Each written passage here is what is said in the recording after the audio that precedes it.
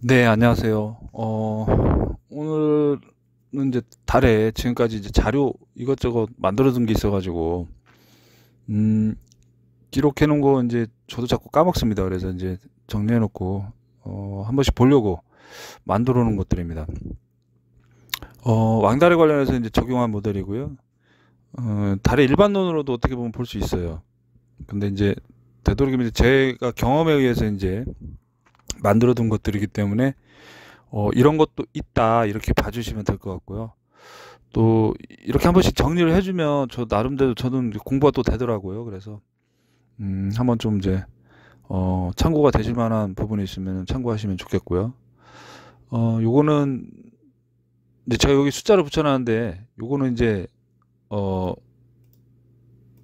사실 양이 많습니다. 이게 굉장히 많아가지고 어 한번 이제 쭉 정리를 해보니까 너무 길더라고요. 그래서 또 영상이 너무 길고 기록이 너무 길면 재미가 없습니다. 그래서 음, 지루한 부분도 있고요. 그래서 짧게 짧게 정리해서 하나씩 나눠 놨습니다. 그래서 이렇게 순서로 매겨 놓은 거고요. 1번이에요, 1번. 이제 하나씩, 챕터 하나씩 이렇게 기록을 해 놓을 것 같습니다. 그리고 요거는 이제 재배하면서 만들어놨던 과제인데 이거 선별하면서 이제 기준을 잡아 놓은 거예요. 이제 손바닥에 올려놓고서 이렇게 해서 이제 평균과 사이즈 이렇게 만들어 가지고 담아야지 하고 이렇게 만들어 놓고 하나 둘 셋 넷 다섯 이렇게 하면은 요 길이가 이제 우리 포장팩 가로 길이에요. 그래서 이렇게 들어가 있는 가로 길이 딱 맞춰 들어가 있잖아요. 이렇게 맞춰서 나오기 때문에 요거 선별하는 것 때문에 처음에 이제 시도할 때 포장 시도를 할 때 연습할 때 만들어 놨던 겁니다. 요거는 이제 재배지 3번 밭인데 유목들이죠. 이제 막 주지 형성 단계에서 이제 처음에 이때가 제일 재밌었어요. 저는 사실 다래 농사 지면서 이거 이렇게 막 달아갖고 보는 것보다는 요거 만들 때가 사실 제일 재밌었습니다. 정말 재밌었어요. 예, 이때 만드는 거. 자, 목차입니다. 요거는 이제 일단 일반적인 재배 매뉴얼에 따른 목차이기도 하고요. 그리고 제 나름대로 이제 필요한 것들 넣어가지고 만들어 놓은 목차인데, 세부 목차는 다 뺐어요. 이렇게 그냥 뭉뚱그려서 모아놨습니다. 그래서, 환경, 시기 방법, 그다음에 이제 연차별 관리 요령, 그다음에 수확기 관리, 수확. 요거 이제 언제 딸지, 언제 수확해가지고 어떻게 수확할지 이런 거 방법에 대한 설명이고요. 포장 및 판매는 이제 물론 이제 뭐 물건 나가는 거. 가공이나 이쪽은 빼버렸어요. 지금 저는 가공을 하지 않기 때문에 앞으로도 할 생각이 없고 가공은 뺐고요. 뭐 체험 농장이나 이런 것도 다 뺐습니다. 그러니까 육체 산업과 관련해서는 이제 농사를 짓는 제가 할 생각은 없고 제가 해야 될 것도 아니어가지고 요거는 이제 나중 문제로 미뤘고요. 요 왕다리 재배력 이거 굉장히 중요하죠. 요거는 이제 정리가 이미 다 되어 있습니다. 그리고 실제로 이제 매년마다 재배력 관련해서는 가을이면 제가 올려놓은 것도 있고요. 그래서 자료는 많이 쌓여있기 때문에 요거는 판단하시면 되고 중간에 사실 빠져 있는 게 있어요. 뭐냐면 품종이 빠져 있습니다. 근데 이제 저는 이제 왕다리로 특정을 해놨고 제가 하고 있는 농사가 이제 왕다리이기 때문에 얘에 대해서만 지금 공부를 하고 있어요. 다른 품종에 대해서는 신경 쓸 여력이 없고요. 정신없이 바쁩니다. 그래서 품종과 관련해서는 지금 국내 소개되어 있는 거는 약 한 26개에서 지금 보면은 국내 선발 품종 중에서 아직 발표 안 된 것까지 하면은 뭐 한 50개가 넘을 것 같아요. 근데 어쨌든 중요한 건 그게 아니고요. 이제 내가 했을 때 얘가 되느냐 안 되느냐. 쉽게 말해서 가치죠, 가치. 농산물로서의 안정성, 그다음에 생산력, 생산성이라고 하죠. 그다음에 경제성.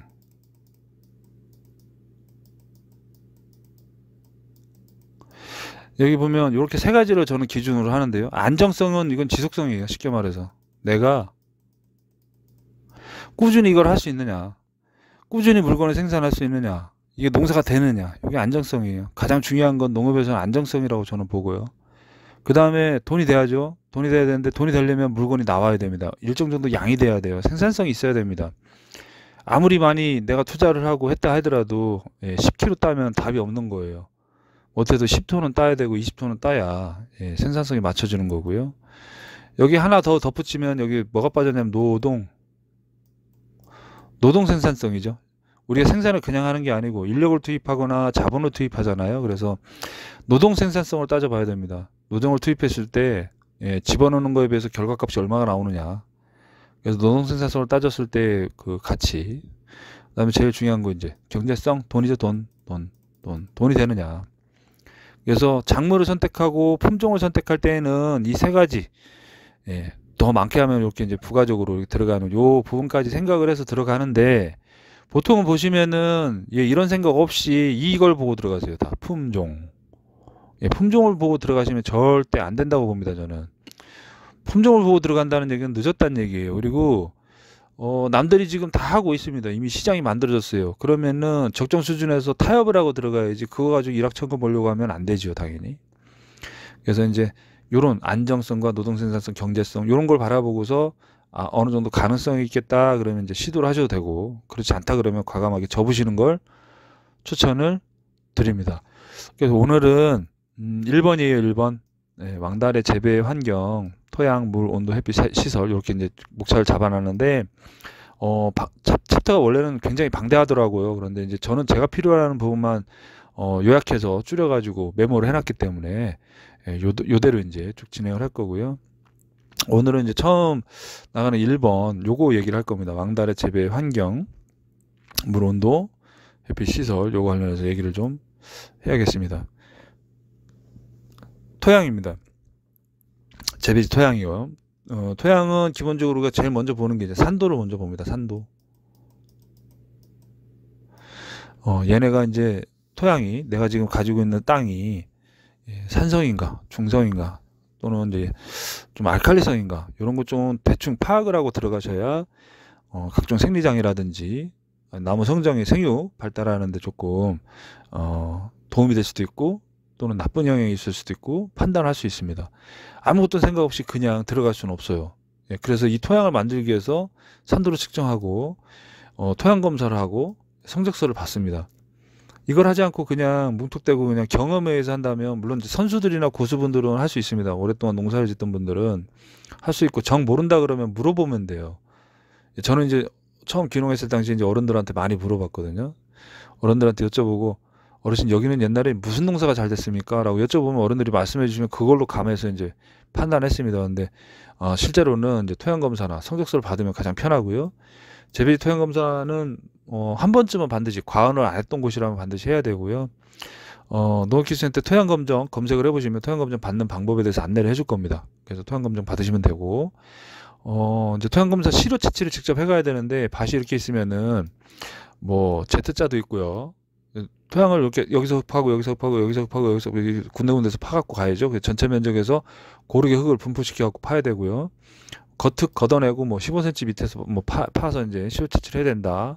뭐 여러 가지 주의 사항이 있습니다. 그런데 경험상으로 이렇게 해보면은 토양 채취를 할 때 이런 식으로 그냥 뭐 Z자고 뭐고 이렇게 해서 골고루 모든 토양에서 골고루 일정 간격에 정해놓고 이렇게 해서 파가지고 시료 채취를 한 다음에 각 시료 채취한 장소를 반 모양 그대로 그려놓고 1번, 2번, 3번, 4번, 5번 이렇게 토양 지도를 내가 만들어 놓은 상태에서 시료 채취를 해서 갖다 주고 토양 검정 받아 가지고 판단해 보는 것도 나쁘지 않더라. 이런 방법도 있습니다. 토양 검정 받을 때 시료 채취할 때부터 계획을 잘 세우셔 가지고 하시는 게 좋다. 너무 뭉뚱그려 갖고 하면 의미도 없습니다.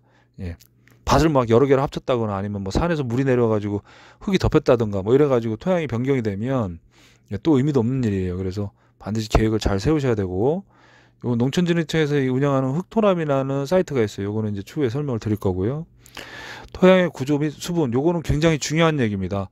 토양의 구조, 우리는 땅이 모래도 있고 점토도 있고 뭐 사질토도 있고 뭐 여러 가지가 있어요.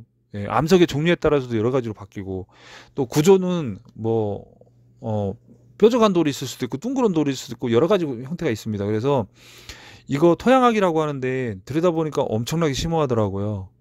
그래서 이 중에서 내가 필요한 게 뭔가 찾아보니까 이제 이런 개념들은 필요하겠다 싶어가지고 뽑아놓은 거고 찾아놓은 겁니다. 요게 이제 왜 필요하냐면 토양에는 당연히 물이 들어있습니다. 유기물도 들어있고 공기도 들어있어요. 그런데 유기물, 무기물, 공기, 다 들어있어요. 그런데 요 중에서 가장 중요했던 게 뭐냐면 물이죠, 물. 식물이 성장하려면 반드시 물이 있어야 되잖아요. 사람도 그렇고. 그래서 이제 요거와의 관계를 알기 위해서 요런 개념들이 있다. 그래서 요건 뽑아놓은 개념인데 요거는 용어를 알고 들어가야 될 것 같아서 요거 알고 나면은 이제 관수를 할 때도 그렇고 뭐 이제 관리를 할 때 좀 유리한 면이 있더라고요. 토양 보수력, 땅이 물을 가질 수 있는 능력이죠. 그리고 유효수분, 식물이 먹을 수 있는 물, 식물이 실제로 활용하는 물, 땅이 가질 수 있는 물하고 실제로 식물이 쓰는 물하고는 그 양이 다릅니다. 그래서 그 개념이 서로 다르다는 것. 그리고 요런 과정들이 다 끝나고 나면 이제 내 땅을 어떻게 해야 되겠다라는 이제 계획이 생깁니다. 그래서 그건 이제 토양 개량, 개선이라고도 할 수 있고요. 일반적으로 우리가 이제 비료나 거름 뭐 이런 걸 집어넣는 건 개선이라고 하겠지만 전체적으로 땅의 성질 자체를 바꿔주는 거를 개량이라고 합니다. 개량. 그래서 성질 자체를 바꿔주려면 가장 중요한 게 이제 산도를 바꾸는 거에서는 석회고토가 가장 좋고요. 석회고토는 중성에서 산성 쪽으로 가는 거를 막아주기 위해서 너무 산성화됐다 그러면 이제 다시 중성 쪽으로 돌리려면 석회고토를 집어넣고요. 토양의 구조나 또는 이제 알칼리성 토양들을 개량해서 중성 쪽으로 돌려야겠다 그러면 이제 유기물 충전, 유기물을 많이 집어넣으면 되죠. 그리고 이제 객토, 성토, 초지조성, 이게 초생재배 이제 풀을 키우는 거예요. 풀을 키워서 계속 집어넣으면 얘네들이 이제 질소동화작용을 하는 애들 같은 경우에는 지력이 올라갑니다. 그래서 이제 당연히 풀들을 집어넣으면 집어넣으면 미생물도 많아지고 유기물도 풍부해지고 그다음에 토양 구조 자체가 점토질에 이제 막 깨알 구조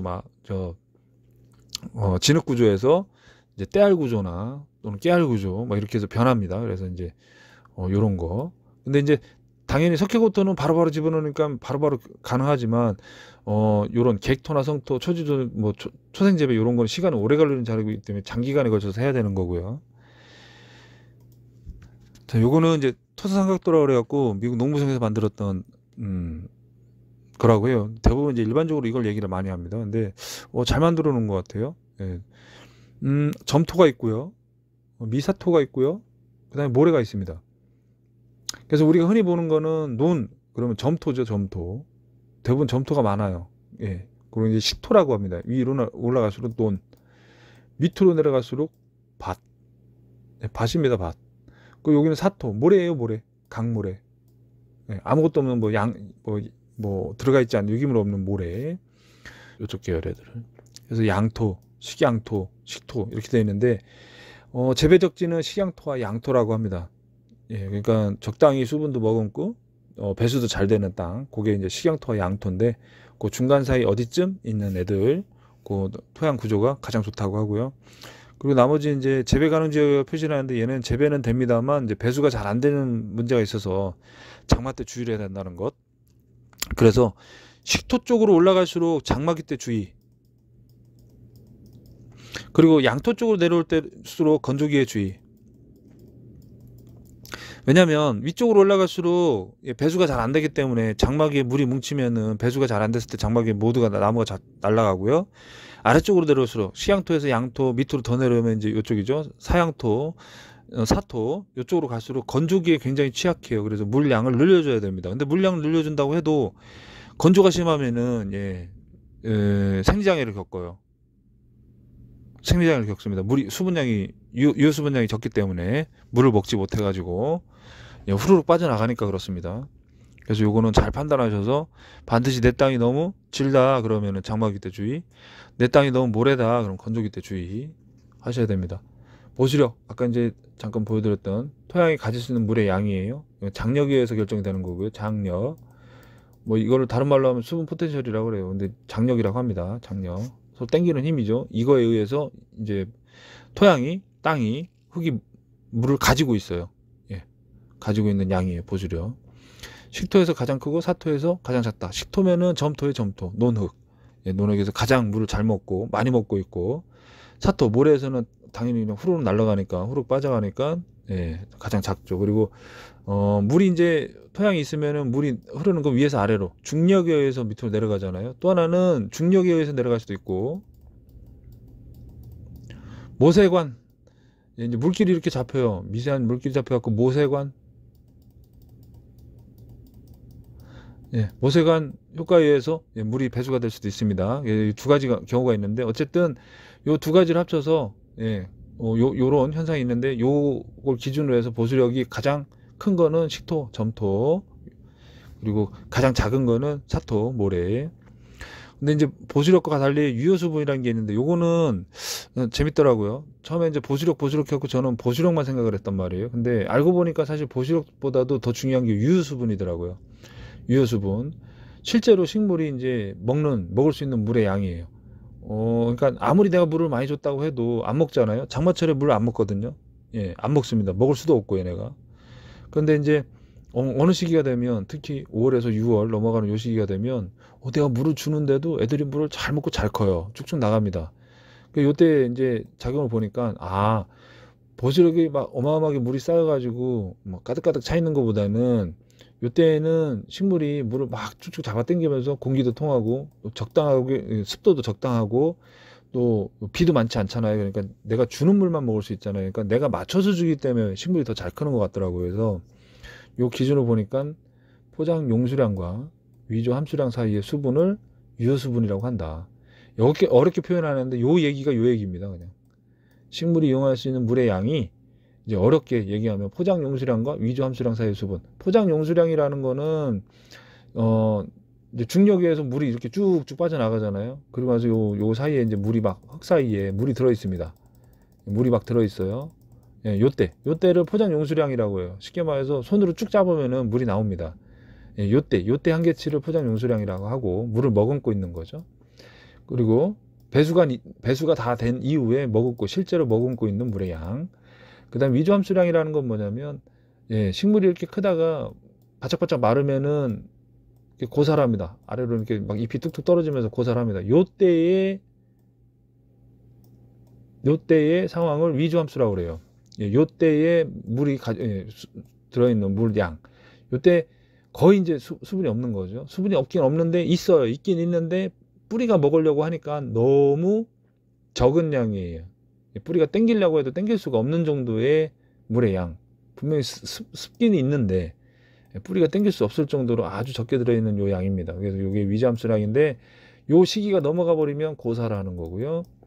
요 밑으로 진행이 되면은 위조함수량보다는 적다 그러면은 예, 버티는 거고요. 그래서 물이 가득 들어 있어서 이제 충분한 양, 적습 상태를 유지하고 있는 요 상태를 포장 용수량과 위조 함수량과의 요 사이를 이제 유효 수분이라고 합니다. 사실 요걸 적습이라고도 해요. 적습이라고 표현하시는 분도 계십니다. 식토보다 양토, 식양토, 미사일 양토에서 크다. 이거 왜 그러냐면 식토가 아까는 이제 보수력은 좋다고 했잖아요. 물은 많이 머금고 있지만 식물은 먹지 못합니다. 왜냐하면 통기성이 약하기 때문에 또 그 공급이 작아요. 그러니까 점토질이기 때문에 흙과 흙, 모래알갱이 그런 작은 구성들의 그 틈이 없습니다. 그래서 이제 물은 많이 먹고 있지만 실제로 뿌리가 땡길 수 있는 양은 적고 오히려 양토나 식양토는 이제 물을 머금고 있는 실제로 뿌리가 땡길 수 있는 유효 수분이 더 많다. 공급이 많고 뿌리가 활동할 수 있는 공간이 있기 때문에 그리고 통기성이 확보가 되어 있기 때문에 그렇다. 그렇습니다. 그래서 유효 수분을 충분히 확보하는 게 좋고 보수력은 기본적으로 토양 요거는 배수 또는 과습과 관련해서 영향이 있기 때문에 보수력도 알아야 되지만 내 식물 성장에 필요한 수분의 양은 유효 수분을 따져야 된다. 예, 이렇게 보시면 될 것 같습니다. 요거는 토양 산도 얘기인데 pH 수소이온 농도죠. 수소이온 농도 이거 엄청 얘기 많이 합니다. 뭐 교육마다 가면은 맨날 이 얘기만 해요. 중성에서 당연히 거름은 100% 다 먹고요. 위아래로 1씩 변할 때마다 100배예요. 예, 100배씩 늘어나는 겁니다. 근데 이제 가장 좋은 거는 여기 이제 제가 필요한 식물이 필요로 하는 영양소들이 여기 다 들어가 있는데 산성 쪽으로 갈수록 알루미늄, 철, 망간, 중금속이고요. 알칼리성으로 갈수록 칼슘과 몰리브든 이런 게 있습니다. 근데 이제 밑으로 산성 쪽으로 가면 생리장애를 겪고요. 예, 식물체들이 뭘 흡수하거나 뭘 못해요. 생리장애를 겪습니다. 그래서 다 고사라고요. 알칼리성 쪽으로 갔을 때는 이제 이런 요소들이 없기 때문에 얘네들이 칼슘이나 몰리브덴, 칼슘 이런 게 빠져나가면은 약해집니다. 면역력도 약해지고 그 염류장애라고 그래서 예, 빨아당기질 못해요. 그래서 이제 요 장애를 입는 이것도 생리장애가 온다. 그래서 양쪽으로 치우치는 거는 좋지 않다. 그래서 가장 중요한 건 센터 쪽, 중성 쪽으로 이렇게 6.5에서 7.0을 맞춰주는 게 좋다. 그렇게 되어 있습니다. 그런데 뭐 요거는 이제 요 위치가 왜 이렇게 됐냐면 요 위치에서 제일 잘 먹는 거예요. 알루미늄은 산성에서 가장 흡수를 많이 하고 철도 흡수 많이 하고 망간, 아연 흡수 많이 하고 6.0 또는 7.0 사이에서 이제 가장 많이 흡수하는 건 질소, 칼륨, 인산, 마그네슘, 유황, 고리, 붕소. 대부분의 요소들은 다 이제 중성 계열에서 먹는 겁니다. 그리고 특히 붕소 같은 경우는 고르게 분포해요. 이렇게 어느 산도에서도 고르게 들어갑니다. 비교적. 예, 그러니까 이 중앙 쪽에 있는 애들이 완전히 한쪽에 치우친다고 그래서 막 아예 못 먹고 이런 건 아니지만 이쪽에 위치해 있을 때가 거의 대부분 100% 흡수를 한다. 그래서 걸음을 해도 효과가 있고 이 산성 쪽으로 가거나 알칼리성 쪽으로 가면은 이 가운데 들어있는 얘네들은 걸음 효과가 없다. 줘도 의미가 없다. 그래서 반드시 토양산도를 중간 쪽에 맞춰주는 게 좋다. 특히 다래가 그렇습니다. 산성에서 중성으로 가는 거는 석회물질, 석회고토 이런 걸 집어넣어 가지고 이제 맞추고 알칼리성에서 이제 중성 쪽으로 바꾸는 유기산의 유기물. 유기산이라고 하면 뭐 여러 가지가 있대요. 그런데 실제로 산을 직접 시용해 가지고 집어넣어서 만드는 건 조금 위험성이 있다고 보여집니다. 왜냐하면 양도 맞추기가 어렵고 그걸 골고루 펼쳐야 되는데 그게 말처럼 그렇게 쉽지가 않거든요. 그래서 뭐 황산이나 뭐 질산, 뭐 그렇죠, 뭐 암모늄 뭐 이런 거, 아우 잘못 집어넣으면 큰일 날 것 같아요. 그래서 저는 안 씁니다. 좋았던 거는 볏짚 잘라갖고 썰어갖고 넣는 거랑, 그 다음에 패배지나 또는 이제 그 침엽수 말고요. 침엽수는 산도가 높습니다. 침엽수 말고 이제 화렵수죠. 우리 그 참나무 계열 애들 유기물 집어넣는 거 좋았고요. 녹비작물 재배, 요거는 이제 풀이죠. 풀인데 인위적으로 집어넣으면 좋은데 풀도 뭐 잔디 이런 건 안 돼요. 잔디 심는 분들도 계십니다. 되게 어이가 없습니다. 잔디는 산도가 높은 데서만 자란다고 알고 있는데, 그래서 잔디 크는 데는 또 작물도 안 되거든요. 잔디 심는 분들도 계시더라고요. 재배지에다가 깜짝 놀랐습니다. 녹비작물 재배하면 좋고요. 네, 요거 이제 토양 검사 하고 나서 성적서를 봤는데 이런 식으로 해서 줍니다. 이렇게 세워서 가로로 높인 것도 있고 세로로 이렇게 그래프가 나온 것도 있는데 어느 거나 다 똑같고요. 요거는 이제 제가 포도밭 만들기 전에 그 작년에 이제 포도밭 만들어 놓고서 바로 이제 그 토양검사 받았던 거예요. 그래서 받았는데 산도가 약간 이렇습니다. 약간 산성 쪽에 가깝고, 유기물들은 당연히 이제 갈아엎고 막 이제 흙을 갖다 밀어놓고 해가지고 유기물도 좀 부족했고요. 역시 인산은 많았어요. 우리나라 땅 토양 특성상 인산이 많다 하고요. 칼륨도 충분했습니다. 가리죠, 가리. 칼슘은 조금 모자란 편이었고 마그네슘도 모자라고요. 전기전도도 요건 좋았어요. 0.4. 1 미만이면은 좋다고 합니다. 근데 이제 대부분 0 가까운 낮은 수치일수록 좋다고 하고요. 그래서 딱 봐도, 한눈에 봐도, 아 요러면은 이제 석회고토 집어넣고 유기물 탭이, 가축분 탭이 집어넣고 하면은 맞춰주겠구나, 이렇게 딱 답이 나와요. 그래서 비료 추천 이렇게 적혀 있습니다. 이렇게. 근데 요거는 이제 화학비료잖아요. 화학비료. 근데 화학비료는 제가 잘 안 씁니다. 이거 잘못 썼을 경우에는 문제가 생길 수 있어서 되도록이면 조금 느리게 가더라도 탭이나 석회고토를 이용하는 편이고요. 네, 급한 경우에는 이제 밀양요소 연매 시비할 수 있는 수용성 비료 거름이 있어요. 그런 걸 쓰기도 합니다. 근데 반드시 기술센터 토양검정을 받으시는 게 가장 좋다. 그리고 요 결과에 대해서는 결과값은 요게 흑토람이라고 요 사이트가 있습니다. 들어가시면은 지역별로 전국에 있는 토양 지도가 나옵니다. 그래서 100% 막 완전히 정확한 건 아닌데 비교적 어느 정도 유출해 볼 수 있고요. 토질에 따른 지역별 특색도 볼 수 있고요. 그래서 저는 이 사이트가 굉장히 좋더라고요. 그래서 심심하면 한 번씩 들어가서 봅니다.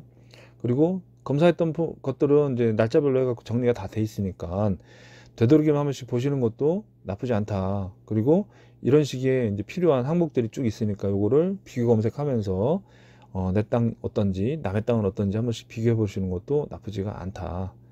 예, 추천을 드립니다. 예, 이건 관수, 물이에요. 관수기 시점 언제인가. 당연히 이제 전역기후, 유효 수분력 고려, 이렇게 어렵게 써놨지만 이거 별거 아니고요.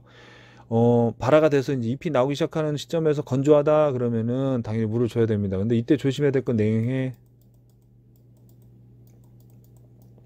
냉이가 있나 없나 확인하고 줘야 돼요. 냉이 이제 올 것 같다. 올해는 날씨가 춥대요. 그리고 냉이가 예정되어 있으면은 조심하셔야 됩니다. 미리부터 막 수분 줘가지고 신초 발화를 빠르게 촉진시키면은 냉해를 더 세게 볼 수 있기 때문에 조심하셔야 되고, 피치모터 사정으로 내일 모레 냉해가 온대, 내 거 순이 나와 있어, 이거 큰일 나는데, 그럴 때는 물을 퍼야 돼요. 이럴 때는 물을 퍼서 지온을 올려가지고 되도록이면 냉해로부터 조금, 땅도 추우면은 오히려 냉해 세게 받습니다. 그래서 물이 이제 낮의 온도를 계속해서 이제 세이브를 하기 때문에, 저장을 하기 때문에 새벽에 온도 떨어지는 걸 다소 막아줄 수 있습니다. 그래서 관수를 하는 이유가 이제 그것 때문에 그렇고요. 좀 전략적으로 움직여야 돼요. 봄에 일찍 관수를 할 때는, 개화기 때는 물을 하지 않는다, 물을 주지 않는다. 개화기 때는 수분 스트레스 때문에 낙화 또는 낙과, 착화기 때 낙과될 수 있어요. 그래서 주의를 좀 하셔야 되고요. 개화기 때 비 오는 게 가장 안 좋습니다. 그래서 관수 범위, 연차별 다리나무 근권 발달에 따라 정한다. 요거는 당연히 그럴 수밖에 없습니다. 1년차 뿌리 분모가 요만큼인데 물을 요만큼만 주면 되는데 막 이렇게 사방팔방 다 줄 필요는 없어요. 그리고 뿌리 범위가 이렇게 넓은데, 점적 관수 이렇게 깔아가지고, 여기다 주면 요거 효과 여기만 있는 겁니다. 여기만. 예. 이제 요런 거는 확인하시면서 이렇게 물 범위, 뿌리, 나무 뿌리가 어느 정도 이제 범위가 있다 싶으면 이제 그 맞춰가지고 스프링클러를 달아서 주시는데, 스프링클러 달아서 주실 때도 스프링클러 위치를 변경을 할 수가 있잖아요. 물을 주는 위치가 처음에 어릴 때는 나무가 요만하게 어리잖아요. 그러면 가깝게 주면 물이 요만큼만 이렇게 퍼져나갈 거고, 요걸 위에서 이렇게 감아서 잠깐 위로 올려요. 그러면 이제 물 주는 위치가 올라가면 더 넓게 퍼지겠죠. 예, 그래서 이제 넓게 줄 수 있고, 그래서 관수 범위는 조금 유동적으로 유도리 있게 생각하셔야 되고요. 관수량은 당연히 이제 보수력과 유효 수분량에 따라서 관수량을 판단해야 돼요. 왜냐면 내 땅이 점토질이 강한데 물을 막 준다, 말이 안 되죠. 그래서 이제 포도 경우에는 이렇습니다. 포도 경우에는 식토, 점토질이죠. 점토가 강한 경우에는 많이, 그리고 멀리, 간격이 멀어요. 최소 7일에서 9일. 그 다음에 양토 또는 사토,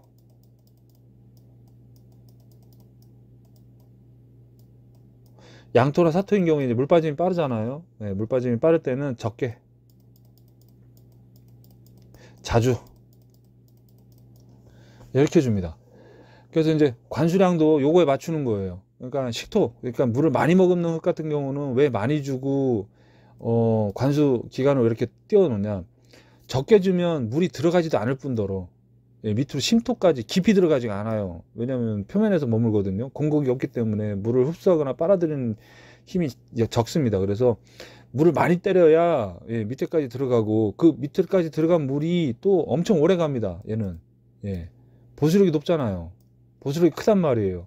그래서 오래 가기 때문에 당연히 물 주는 기간을 띄워야 되는데, 많이 주고 짧게 주면은 무슨 의미가 있겠습니까? 질식하는 거예요. 다 죽죠. 그리고 적게 주고 자주 준다고 하면 지표면에만 살짝 적시고 마는 거예요. 의미가 없습니다. 그래서 식토, 점토 쪽으로 갈수록 많이 주고, 그 다음에 간격을 많이 띄운다. 양토나 사토, 배수가 잘 되잖아요. 여기는 배수가 잘 된다는 얘기는 물 흡수가 잘 된다는 얘기죠.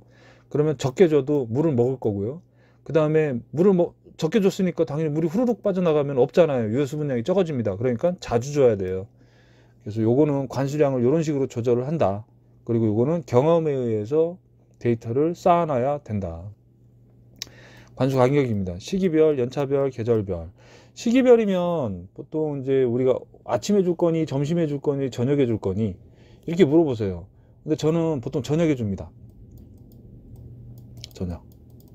그리고 아침에 줄 거면 아주 아침에 줘요. 진짜 이른 새벽에. 근데 저는 이제 아침에 일찍 못 일어나는 게 많습니다. 그래서 이제 피곤하면 못 일어나니까 저녁에 가갖고 미리 돌려요.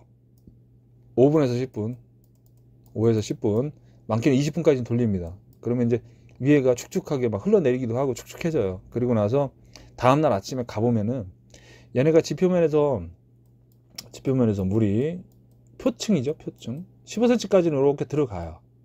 근데 요 밑에까지는 아직 못 들어갔을 겁니다. 예, 왜 못 들어가죠? 물량이 적었으니까. 그러면 아침에, 이른 아침 물을 또 집어넣습니다. 그러면 이제 밀려서 들어가는 거예요. 왜냐하면 표층까지는 지금 물이 흐르는, 쉽게 말해서 중력수라고 하죠. 밑에서 끌어당기는 중력에 의해서 모세관이 다 만들어졌어요. 이렇게 물길이 다 잡혀 있는 겁니다. 여기까지. 그 상태에서 위에다가 아침에 갖고 물을 때리니까 요 관을 타고 물관이 만들어져 있잖아요. 지금 물이 흡수가 돼 있죠. 서로 잡아 당겨 줍니다. 그래서 표층 밑으로 들어갑니다. 네, 그래서 많이 주지 않아도 습도가 유지가 되고, 요때 습도 이제 밑에 손을 넣어보면 축축하고 막 물이 막 이렇게 뭉쳐지진 않아요. 근데 축축합니다. 요때를 뭐라고 그러냐면 이제 적습이라고 그래요. 여기 있네요. 적습.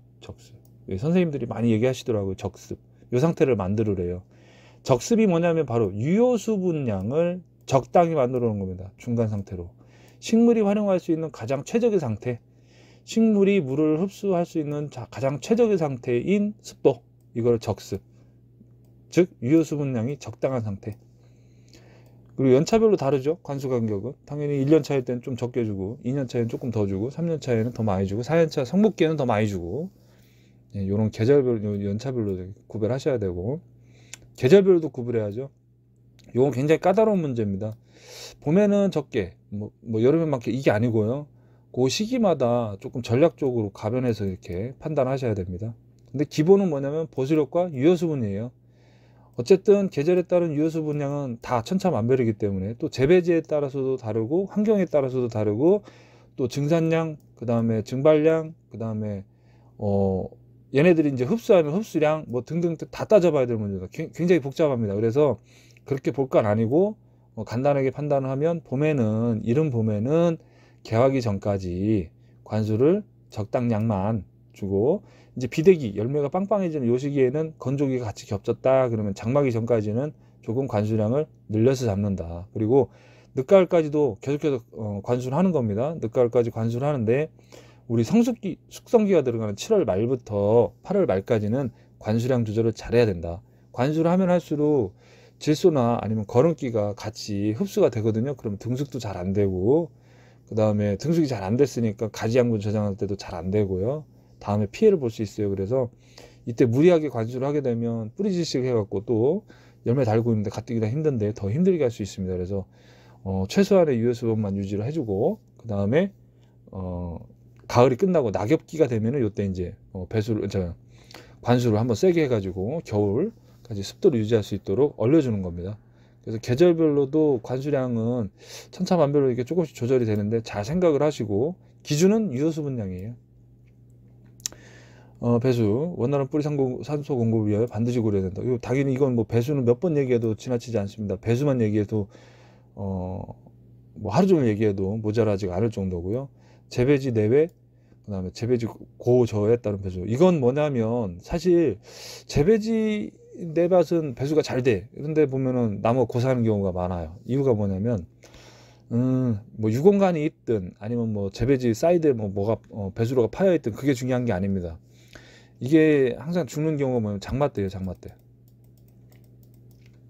장마 때에 물이 몰리면서 배수로를 아무리 잘 팔았다 하더라도 들어오는 양에 비해서 나가는 양이 적다 하면 당연히 침수됩니다.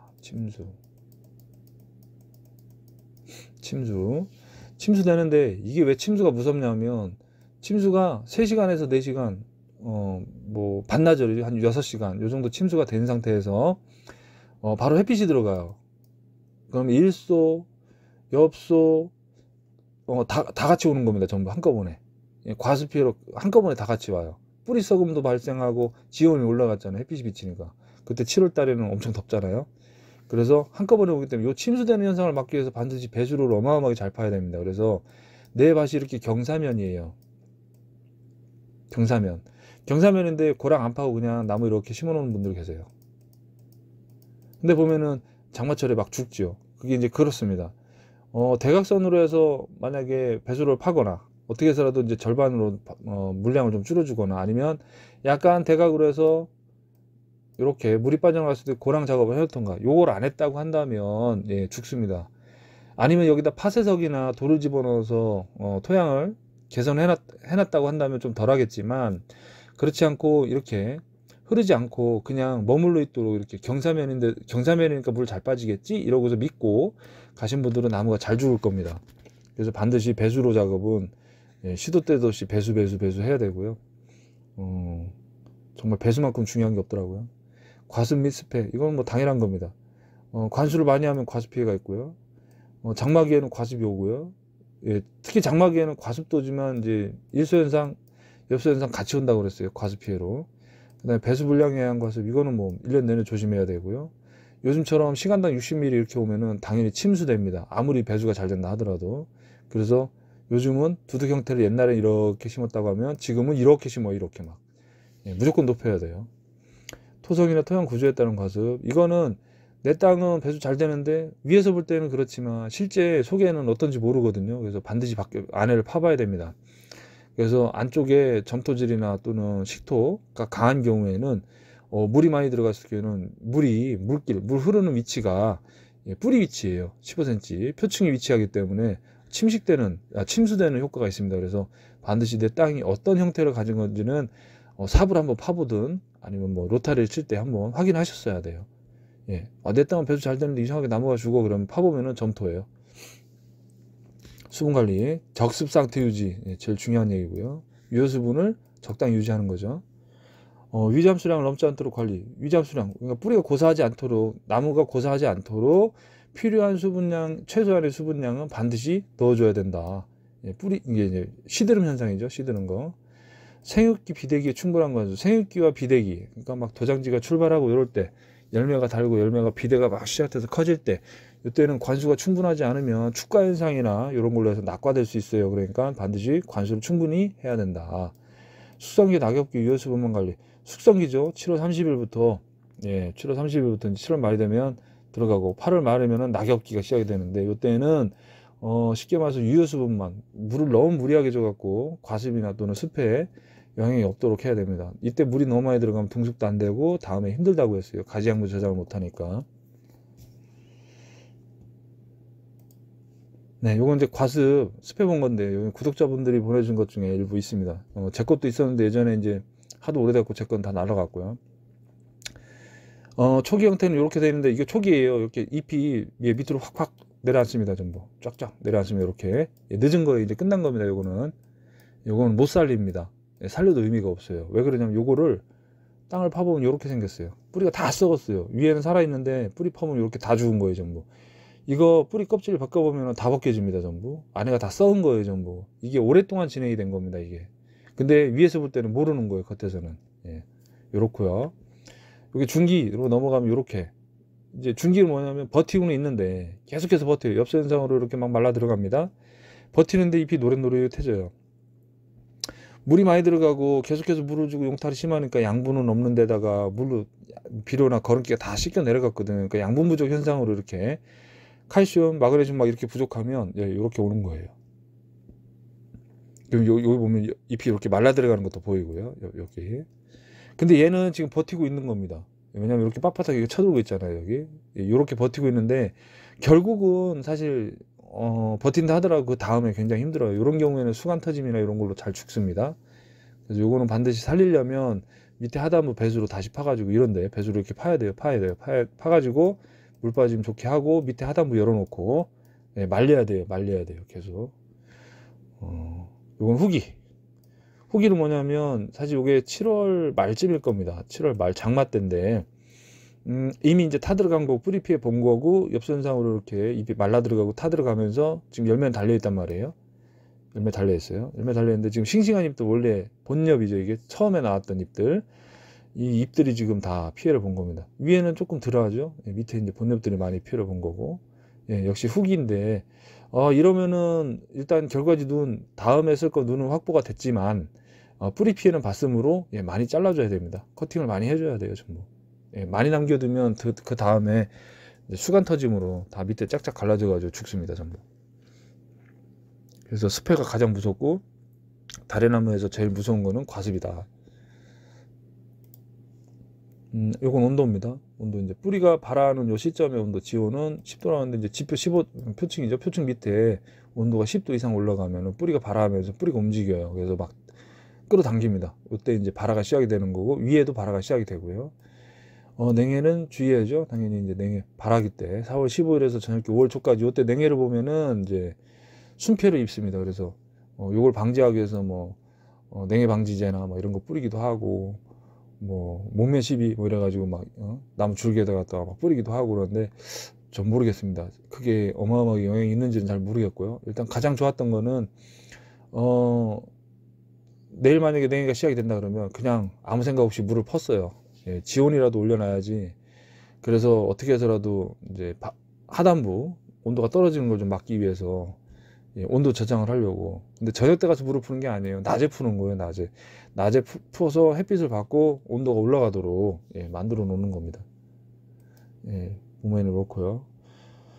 여름 고온기 낮 기온 32.5도를 넘으면 생장. 요거는 32도 32.5도 요 정도가 되면은 이제 예, 증산작용이라는 걸 안 해요. 얘네들이 다 잎을 닫습니다. 전부 잎이 이렇게 오므리고 있는 걸 보여요. 멀리서 봐도. 그래서 고온기 때 이거를 막기 위해서 이제 차항망도 씌워보고 막 물도 퍼보고 했는데 요때 물을 세게 잘못 풀면 낮에 예, 뿌리가 썩습니다. 그래서 굉장히 조심해야 돼요. 물을 주더라도 온도를 낮추는 목적으로 살짝 표층불을 이제 식히는 건 괜찮지만 너무 깊이 관수를 해가지고 물량이 많아지면 뿌리가 썩는다. 주의해야 된다. 그리고 이때 차광망 30% 정도 들어가는 거 나쁘지 않았다. 예. 그리고 이제 고온기 때 예, 발생하는 일은 요거죠. 뿌리 성장이 제하고 그래서 멈춰요. 도장지가 안 나옵니다. 광합성장에 당연히 도장지 안 나와요. 증산장에 예, 이래서 이제 가만히 멈춰 있는 거예요. 가을에 이제 보통 이제 다래나무나 포도나무 같은 경우에는 성숙기 뭐 이제 가을이죠. 가을쯤 겨울 준비를 언제로 보냐면 7월 말이라고 해요.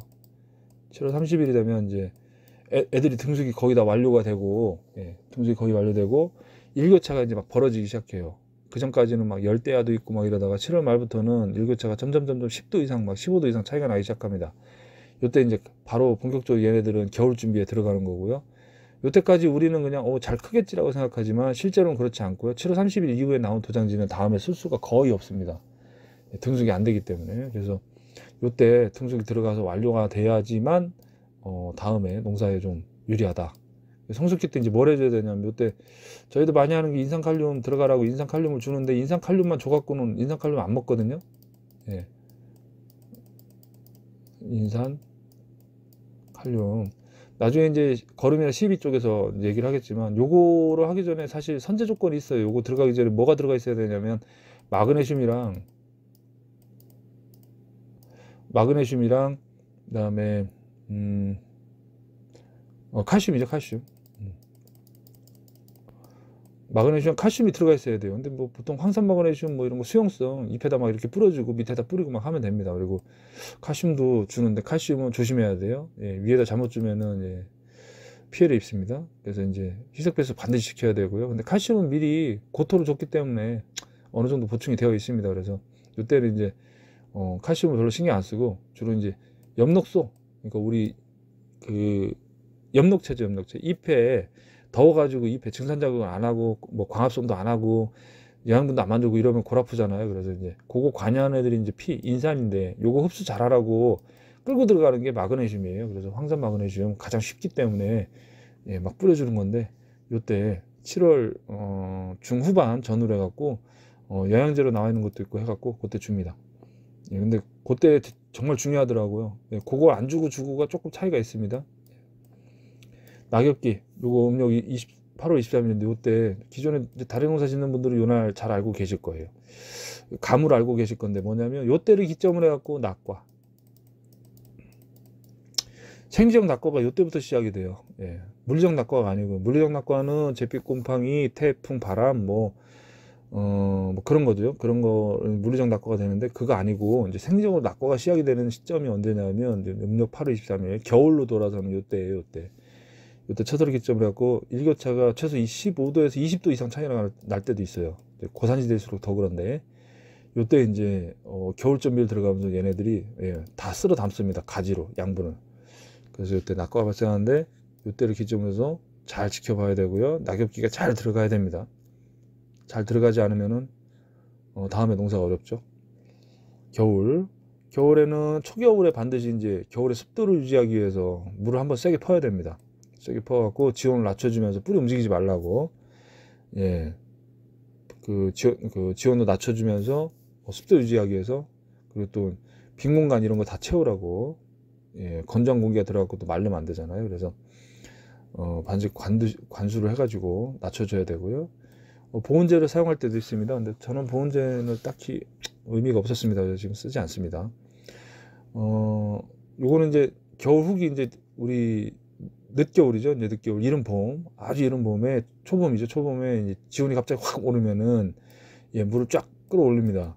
예, 끌어올리다가 이제 중간에 멈춰요. 하단부에. 그래서 이제 수간 밀도 상승에 의해서 이제 부풀어 올라오니까 채광과 물관의 밀도, 다른 밀도에 의해서 안쪽에서 이제 얼면서 부피 팽창으로 이렇게 쭉 밀어내면서 형성층이 분리되는 현상이 있습니다. 그래서 그때 분리하고서 서서히 회복을 하며 버티지만, 서서히 회복을 못하고, 예, 뿌리의 밀도라든지 뿌리의 범위가 이렇게 좁고, 그 다음에 회복을 더디게 하는 그런 막 양지바른 곳에 있어 너무 뜨겁다 막 이러면은 갑자기 녹으면서, 예, 형성층이 분리되면서 고봉으로 부패균이 침투를 해요. 25도, 20도 막 이렇게 낮 기온이 올라가면 썩습니다. 그래서 부패균이 발생하고, 부패균이 들어가고 뭐 하냐면 이렇게 가지를 축축축축 갈라버려요. 예, 터지는 거예요. 예, 그래서 이제 온도도 굉장히 평균적으로 비교적 중요한 부분에 속하기 때문에 온도를 낮춰주거나 또는 높여주거나 인위적으로 할 수 있으면은 조절하는 것도 나쁘진 않다. 근데 이제 요거는 하나 설명을 해야 되겠네요. 30%짜리 상황망을 썼을 때 문제가 되는 게 있어요. 요건 다음에 설명해야 되겠네요. 예, 일조량, 요 햇빛이에요, 햇빛. 요 햇빛도 굉장히 중요합니다. 햇빛이 아무래도 없는 그늘에서는 도장지가 막 웃자라요. 예, 그래서 그늘 쪽에 가보면 다래나무가 엄청 잘 자라 있습니다. 근데 보면 눈 사이가 다 멀어요. 예, 보통 양지 쪽에 있는 애들은 적당히 눈이 유지가 되는데, 음지 쪽에 가면 눈 사이가 막 뭐 20cm, 어떤 거는 막 25cm 이렇습니다. 예, 그건 웃자라서 그런 거고요. 눈이 웃자랐기 때문에 잎이 튼실하지 않아요. 그래서 이 잎이 이렇게 나와 있고, 이렇게 잎이 있으면은, 예, 여기서 이제 눈인데, 요 눈 부분으로 양분이 전달이 돼야 돼요. 근데 잎이 튼실하지 않고 광합성 작용을 해서 양분을 못 만드니까 눈에 양분이 저장이 안 돼서 눈 형성이 잘 안 되니까 다음에 그 눈은, 예, 미숙일 경우가 많습니다. 그리고 미숙이기 때문에 꽃눈이 충분히 나와야 되는데 꽃눈이 안 나와요. 그래서 3개, 6개, 막 9개 이렇게 달리다 말고, 양지 쪽에서 이제 꽃눈 형성이 잘 된 애들은 막 36개까지 물고 막 나옵니다. 그래서 반드시 일조량이 부족하면은 다래나무는 물론 그늘에서도 잘 큽니다. 잘 크는데 크는 게 문제가 아니라 우리는 돈을 벌어야 되잖아요. 그래서 반드시 일조량 어느 정도 확보를 해줘야 됩니다. 그래서 전정 후 가지 배치로 광량을 확보하고, 너무 밀식으로 하거나 또는 가지를 배치를 많이 해가지고 햇빛이 안 들어가면은 똑같은 현상이 오는 겁니다. 그리고 재배지 주변에 나무가 이렇게 들여다보고 있거나 병풍처럼 막 둘러치고 있다 그러면 어느 정도 정리를 하셔야 되고요. 물론 이때 재배지가 남향으로 있으면 정말 좋겠죠. 근데 이제 북향으로 돼 있거나 서향이나 동양인 경우에는 하루 종 햇빛을 절반이나 또는 전체를 못 보는 경우도 있으니까 그건 재배지를 잘 선택하셔야 됩니다. 유목기 필요 영양이라고 적어놨는데 이건 굉장히 중요한 얘기입니다. 중요하면서도 사실 쓸데없는 얘기예요. 왜냐면 유목기잖아요. 유목기. 어릴 때 얘기입니다. 성목이 아니고. 요때 조건은 뭐냐면 4월이나 5월 신초가 아니고 6월달 이후에, 우리가 심으면은 4월 초에나 5월 달에 심는다고 하면 6월 달에 나온 신초를 유인할 거예요. 6월 달에 나온 신초를 유인하게 되면 이때는 굉장히 연약하고 약하단 말이에요. 근데 햇빛은 강해요. 6월 달부터는. 그래서 고온기가 맞물려 갖고 일손의 엽서 피해가 있고요. 이걸 막기 위해서 저는 이제 창왕망 이거 30%짜리를 한번 써봤어요. 그랬더니 잘 큽니다, 나무가. 예, 정말 잘 커요. 근데 이때도 주의해야 될 게 뭐냐면 9월, 10월 달까지 계속 덮어놓는 게 아니에요. 이러면은 등숙이 안 되기 때문에 나무가 오히려 반대로 겨울을 못 납니다. 그래서 7월 달 이후에 이제 온도가 떨어지는 요 시점 되면 이제 벗겨줘야 되고요. 그 다음에 이때 또 하나의 단점이 뭐냐면 그늘로 가려놨더니 해충이나 응애 피해가 많았어요. 주의해야 되고요. 차광망으로 이제 가려놨을 시에는 또 30% 차광망을 씌우면은 온도가 5도에서 마이너스 5도, 마이너스 6도까지 떨어집니다. 그래서 36도, 37도 하루 종일 온도가 이렇게 올라가면 30도 내외로 관리를 할 수가 있겠더라고요. 그리고 너무 센 햇빛이 들어오지 않으니까 당연히 엽서 현상은 없습니다. 예, 엽서나 일소 현상은 없습니다. 그래서 굉장히 좋았어요. 유목기 때는 광량을 조금 줄여줄 수 있는 시설하는 것도 나쁘지 않았다. 예, 이유는 6월 이후에 나오는 신초가 너무 약하기 때문에 여름을 버틸 수가 없어서 궁여지책으로 차광망을 한번 써봤더니 효과가 있더라, 이런 얘기입니다. 또 일소피해, 요거는 이제 일소피해죠. 강한 빛이나 고온기, 과실의 탈색, 세포 변질. 과실이 탈색이 되는 경우가 있어요. 근데 열매가 매달려 있을 때는 탈색이 되는 경우가 조금 드물어요. 근데 탈색이 되는 형태는 달에는 두 가지예요. 하나는 하얗게 흰색, 또 하나는 코르크화 되면서 껍질이 두꺼워지는 현상이 있습니다. 코르크. 둘 다 일소피해 증상이에요. 예, 둘 다. 세포가 변질이 됐기 때문에 그러는데, 세포가 변질이 되는데 짧은 시간 내에 강하게 햇빛이 이제 강한 빛이 들어오고 고온이다. 장마가 끝났어요. 아직까지 햇빛이 안 들어오는 장마기 때 갑자기 햇빛이 확 들어와가지고 뜨겁고 습하고 막 이래버리면 흰색으로 탈색이 돼버려요. 탈색. 이 코르크화 되는 건 세포가 변질되는 거예요.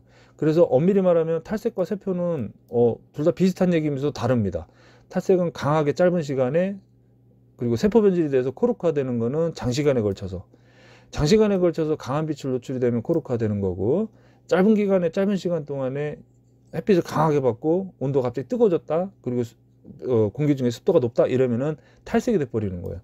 그래서 실제로 따가지고 열매를 따가지고 우리가 9월 달에 9월 초에 상온에다가 밖에다 노출을 그냥 땡볕에다 그냥 내려놓으면 다음 아침에 내려다 밖에다 꺼내 놓으면 그날 저녁 때 보면은 다래가 하얗게 돼 있습니다. 예. 탈색이 돼 가지고. 요거 해결 방법은 아까도 이제 말씀드렸지만 마그네슘, 예, 칼슘, 예, 미리 보충하고 아울러서 P, K 충분한 양을 확보해 놓는 거예요. 이거는 미리 들어가 있어야 돼요. 미리 들어가 있어야 되고, 마그네슘 같은 경우는 수용성으로 나와 있습니다.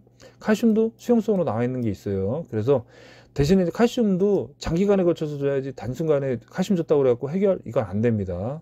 그 칼슘의 선제 조건은 붕사 들어가 있어야 하고요. 그래서 이제 옮겨 다니는 거다. 붕산에 들어있는 붕산이 얘네들 녹여가지고, 붕소죠, 붕소. 녹여가지고 끌고 들어가는 거예요. 칼슘 입자가 굵다고 그랬어요. 마그네슘은 당연히 인산, 예, 인산 끌고 올라가려면 마그네슘 애들이 끌고 올라갑니다, 같이. 그래서 마그네슘 단용으로는 처리를 못하기 때문에 황산 마그네슘 뭐 이런 걸 씁니다. 예. 엽서 현상, 요건 잎이 타들어가는 현상인데요. 아까 이제 보여드렸던 까맣게 타들어가는 현상인데, 사실은 엽서 현상도 여러 가지가 있습니다. 그런데 대부분의 달에는 과습 현상인 것 같고요. 일부 탄저나 안쪽에서 발생을 합니다. 엽서 현상이. 그 다음에 둥근무늬 낙엽병, 예, 감나무에 흔히 있는 건데 달에 오는 경우도 있어요. 어쩌다 한 번씩. 근데 그것도 역시 가운데서 까맣게 타들어가는 게 있고, 그 다음에 검은 전무늬병, 점점점점 찍히면서 타들어가는 경우가 있습니다. 이것도 엽서 현상 중에 하나인데, 그것도 역시 병인데 달에 나면 거의 볼 수 없어요. 뭐 한 5년에 한 번 볼까 말까. 너무 지저분하게 해놓으면 이제 그런 경우도 발생할 수 있다고 하는데, 저는 아직 잘 모르겠고요. 예, 그렇고요. 고온기 이제 강한 빛에서 일소피해. 잎이 연하면은 그렇고요. 예, 튼튼한 잎들이죠. 걔네들은 거의 없습니다. 장막이 배수불량에 의한 잎 조직 괴사. 이게 가장 많은 경우.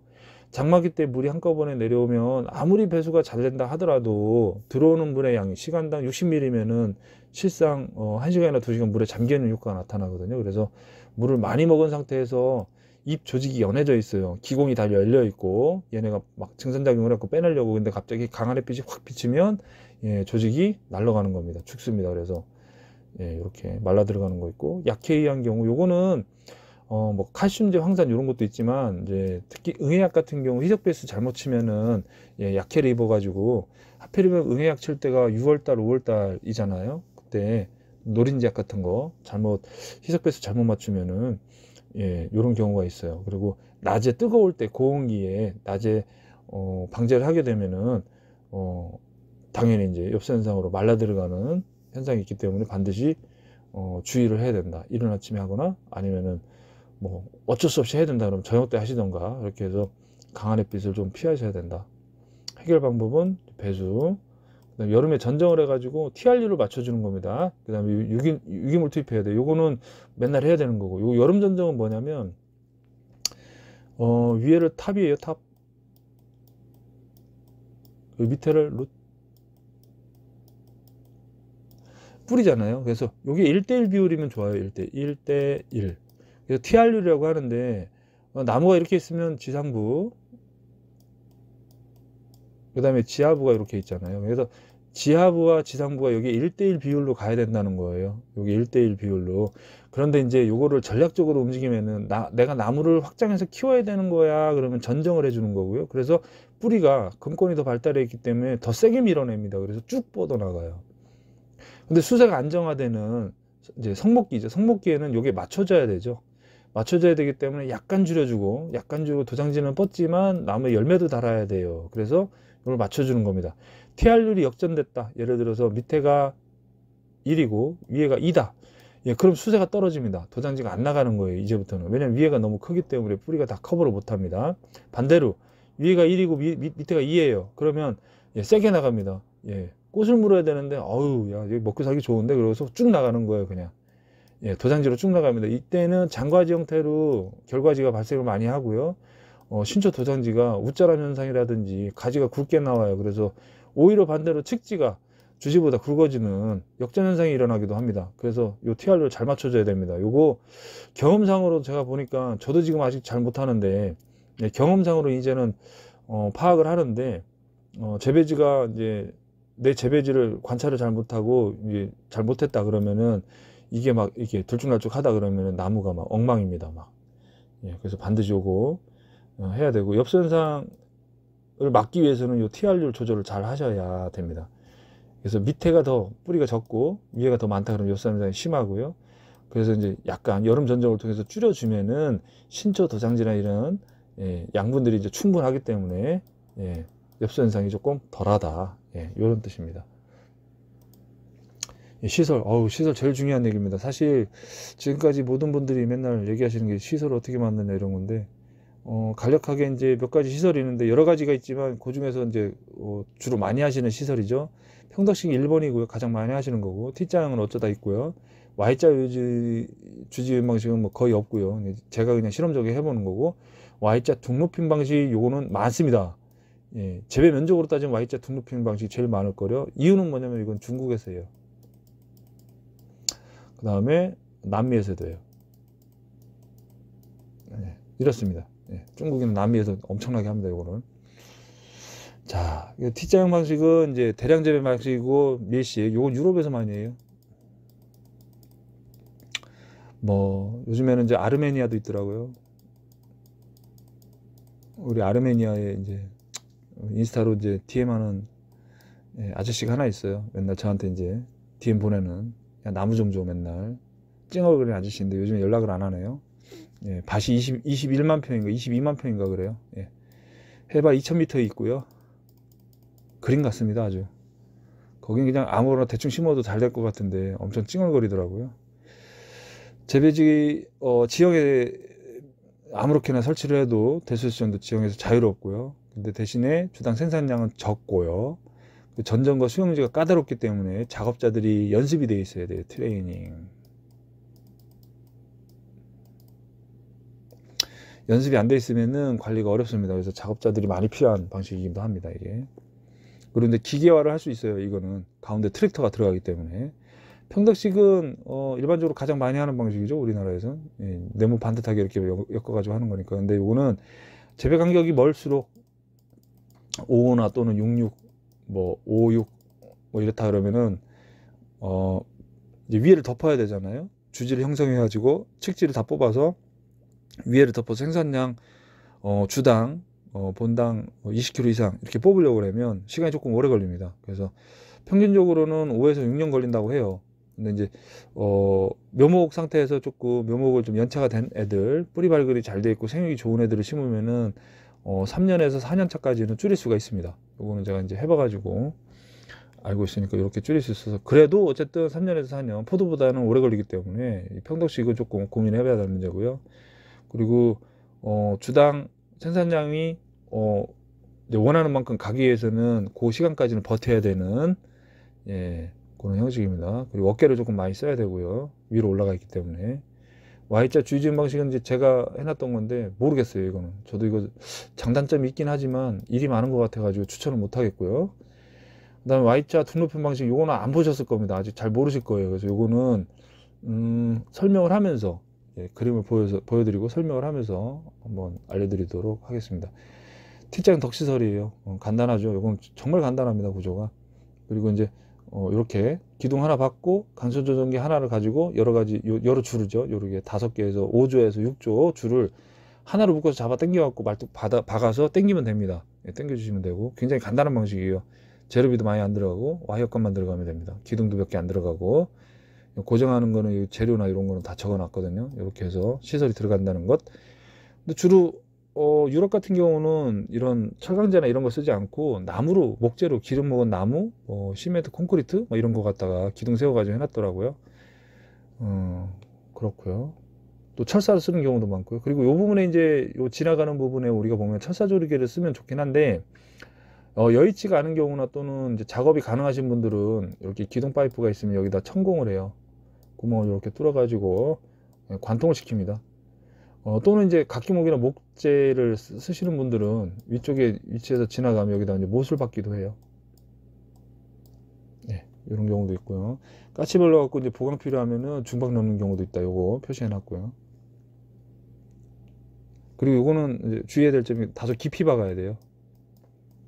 얕게 박으면은 요게 지탱을 못하고 눕는 경우가 있어요. 그래서 다소 50cm 이상 예, 박는 경우가 있습니다.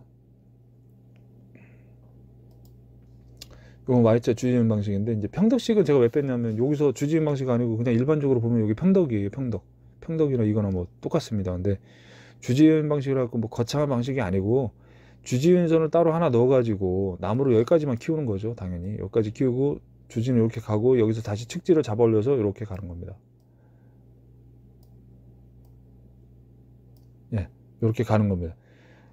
이제 요 방식은 제가 왜 이렇게 했냐면 포도하다 보니까 예, 일하기 싫어가지고 예, 어깨 막 이렇게 막 쓰고서 이렇게 막 올려고 하려니까 너무 힘들더라고요. 그래서 그냥 낮춰갖고 해야지 하고서 시작을 했던 거고요. 예. 그리고 해보니까 실제로 나쁘진 않았습니다. 그리고 관리하는 게 이제 주지은선이 아래쪽에 위치하다 보니까 어깨를 많이 안 쓰고요. 그리고 또 하나는 이뻐요. 보기도 좋고 관리하기가 그렇게 어려운 것도 아니고. 근데 이제 단점도 있습니다. 손이 많이 가요. 이게 이제 올라가면서 올려줘야 되잖아요. 올라가는 시점에서 엉키거나 막 이런 게 있으니까 우리가 평덕식이면은 이 상단부에서 올라가서 이렇게 가서 이 위에서 이렇게 이제 지가 알아서 이렇게 쭉쭉 뻗는데 이렇게 얘네는 위로 올려줘야 되는 번거로움이 있습니다. 그리고 요 눈들이 하나하나가 다 소중해요. 요 나온 것들 여기서 안 나오면은 이게 쉬어야 되거든요. 눈이 멀면. 그래서 이제 요거 만드는 형성하는 데까지 과정은 좀 걸리는데 일단 만들어 놓고 터널식으로 이렇게 쭉 가니까 이쁘더라고요. 이렇게 해갖고 같이 이렇게 터널식으로 가니까 이쁩니다. 그래서 한번 해보는 거고요. 밀식 재배하려고 이렇게 해놓은 겁니다. 그래서 요거는 참고하시면 되고요. 요게 이제 Y자 둔 높이 방식인데 똑같습니다. 이게 똑같은데 뭐냐면 둔 높이가 높아요. 예, 이렇게 둔 높이를 어떻게 높였냐? 예, 삽으로 펐어요. 얘네들은. 예, 중국 분들 대단한 분들이에요. 중국민분들. 장비로 파도 되고요. 이렇게 파가지고 높입니다. 높여요. 그래서 물이 흐르면은 요 위치에요, 요 위치. 그러니까 절대 물에 잠길 일이 없어요. 나무는 여기서 커가지고 이렇게 주지는 이렇게 가고요. 요거 이제 옆으로 가고. 그래서 똑같습니다. 이 Y자로 가는데 얘네는 여기다가 해놨더라고요. 주지윤선을 여기다가 이렇게 주지윤선이 이렇게 돼 있는 거예요. 예. 근데 이게 장단점이 있어요. 저도 지금 여기 굉장히 고민 중인 게 뭐냐면 여기 주간부가 굉장히 짧습니다. 여기 1m가 안 돼요. 50에서 1m. 그러니까 밑에서 나무를 키우려 갖고 바로 주지를 형성하는 거예요. 그러니까 주지 형성 기간이 굉장히 짧고 예, 바로 그의 수영을 잡을 수가 있어요. 그리고 Y자 형태이기 때문에 이 지가 뻗어가는 방향 자연스럽게 정부세성 때문에 이게 고르게 열매가 이제 그 가지가 뻗습니다. 우리가 이제 평덕식으로 가면은 대부분 다 나무 수영을 이렇게 잡는 줄 알고 계시지만 실제로는 이게 아니고요. 이렇게 잡습니다. 이렇게 라운드 형태예요. 근데 문제가 뭐냐면 여기서 측지가 발화할 때 측지가 바로 이렇게 나오는 게 아니에요. 보면 다들 이렇게 나오는 줄 아니고 그게 아니고 이렇게 갑니다. 측지가 위로 솟아요. 이렇게 위로 위로 솟으면 정부세성 때문에 나중에 가지가 나오는 게 여기서 먼저 나오는 거죠. 윗부분에서. 그죠? 그러니까 이제 밑으로 내려가지고 이거 수평으로 맞춰줘야 되는데 이걸 내려서 핀다 하더라도 반듯하게 펴지진 않아요. 이렇게 라운드 형태지. 그래서 가지가 고르지 않습니다. 위쪽에서 먼저 발화를 하고 그 다음에 나중에 이제 이렇게 나오는 거예요. 그리고 위쪽에서 이게 구부러진 부분이나 끝부분에 만약에 이제 마감이 돼가지고 더 이상 양분을 끌어올리지 못한다 그러면 여기에서 다시 출발하는 거예요. 또. 그러니까 평덕식도 단점이 있습니다. 수영을 잡을 때. 이 주지를 형성해서 만드는 데까지 걸리는 시간이 굉장히 오래 걸려요. 그런데 요 방식으로 가면 금방이겠다라는 생각이 들더라고요. 실제로 제가 Y자형을 해보니까 그렇습니다. 나중에 이제 수세를 어떻게 잡을지는 모르겠지만, 근데 이것도 장점만 있는 게 단점도 있죠. 당연히 두둑의 높이와 두둑의 넓이, 폭에 따라서 뿌리의 범위가 정해지기 때문에, 뿌리의 범위 정해집니다. 그래서 근권이 확보가 안 되면은 당연히 이 수세도 억제가 됩니다. 그래서 이제 생산량을 절대적으로 제한을 해요. 얘네들 연매달하는 거 보면 이렇게 하나, 둘, 셋, 넷, 4개까지도 안 옵니다. 보통 3개에서 끝나요. 4개, 뭐 3개나 4개 한 가지당. 그리고 이외에 나와 있는 거 전부 다 제거한 거예요, 전부. 그래서 이제 포도처럼 이렇게 키우는 방식이 있다. 그리고 얘네는 요 보시면은 얘네는 비닐 멀칭을 막 이렇게 해놨어요, 전부. 왜 덮어놨지? 어떻게 그럼 물을 어떻게 주지? 했는데 보니까 관수를 여기다가 안에다가 이렇게 넣어놨습니다. 점적관수예요. 점적관수 넣어가지고 푸고요. 근데 얘네들은 이게 가능한 게 뭐냐면 우기와 건기가 있어요. 그래서 이제 우기에는 비가 많이 오고요. 건기에는 굉장히 메마릅니다. 그러니까 수분 항상 적수 상태를 만들기 위해서 관수 여기다 안에 넣어가지고 비닐로 멀칭을 해가지고 만들어주는 거예요. 그래서 이제 뿌리가 다소 뜨는 현상이 있을 수 있습니다. 그래서 그러면 나중에 흙을 올려야 될 것 같더라고요. 근데 그거까지는 아직 파악을 못했고요. 일단은 이런 형태로 만들어놨다. 요건 기둥이에요. 기둥 이렇게 Y자로 해가지고 쭉 만들어놨다. 여기 Y자 동로편 방식. 중국에서는 요걸 재배지를 갖고 있습니다.